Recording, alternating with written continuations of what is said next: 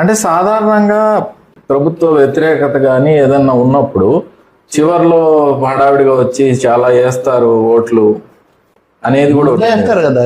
వాస్తవంగా క్యూలు చాలా ఎక్కువగా ఉన్నాయి.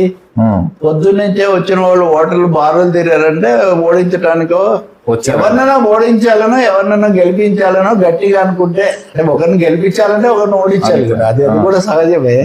పొద్దున్నే వచ్చి కూర్చుంటూ నిలబడతారనేది జనరల్ గా ఉన్న ఒక అభిప్రాయం.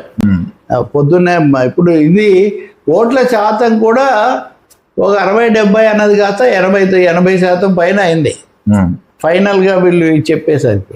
మరి దానికి ఆధారభూతమైన పత్రాలేమో పెట్టలేదు. ఈ కారణాల వల్ల నేను వెరిఫై చేయలేకపోయాను. ఎందుకు తప్పు ఏంటి అవన్నీ తర్వాత, కానీ దాని గురించే. కాబట్టి ఇక్కడ 3 జాతీయ స్థాయిలో ఎలక్షన్ కమిషన్ విశ్వసనీయత కొంచెం ప్రశ్నార్థకం, విమర్శలకు గురి కావటం. అసలు చీఫ్ ఎలక్షన్ కమిషనర్ అపాయింట్మెంటే సుప్రీంకోర్టు చెప్పినట్టు జరగట్లేదు. ఆ ప్యానల్ ఫర్ సర్చ్ కమిటీలో చీఫ్ జస్టిస్ ఆఫ్ ఇండియా అని కూడా ఉంటే మంచిది అని సుప్రీంకోర్టు చెప్తే వీళ్ళు పెట్టలేదు. ఇక్కడ ప్రధానమంత్రి లేదా ప్రభుత్వం ఎంపిక చేసే ఇంకో మంత్రి, మూడోది ఒక అధికారి, 3 ఉంటున్నారు ప్రభుత్వం తరఫున, ఒక ప్రతిపక్ష నాయకుడు. ఇంకేముంటుంది అది?